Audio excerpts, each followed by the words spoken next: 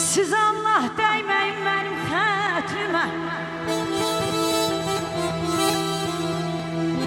siz Allah yox değmeyin benim xətrimə. Könlümü alanım getdi dünyadan.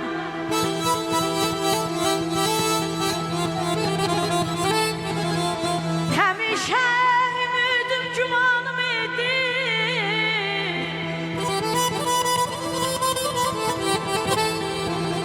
həmişə ümidim gümanım idi.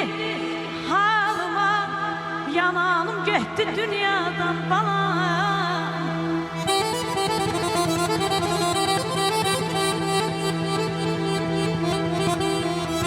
Çaresiz derlerin elinde kaldım.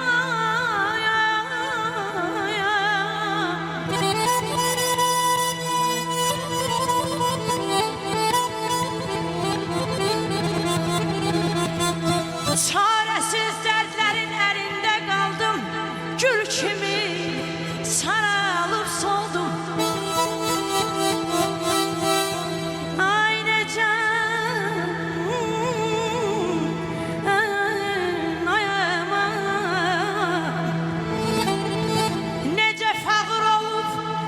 Kövrək oldu, gözlerim doldu gitti bu dünyadan. Gözlerim doldu gitti bu dünyada. Sevmeyi öğrettin Can. Hacı Qatil xanım, sevmeyi bilirsən, unutmağı öğret.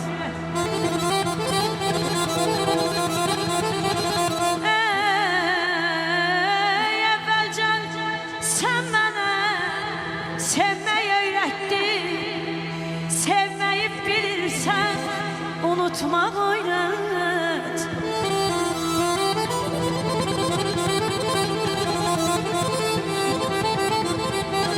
Ben seni unudan değilim, sevdiğim sen bana unutmak öğret.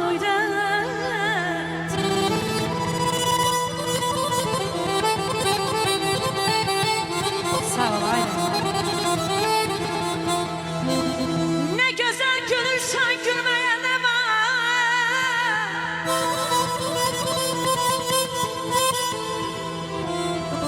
Ay ne güzel ya gülürsen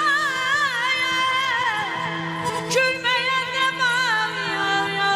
Bu sevginin el acını bilmeye ne var? Bu derdin elacım bilmeye ne var? Ölmek asan işte, ölmeye ne var? Sevdiğim sen bana unutma. Ölmeyi hasan iştir,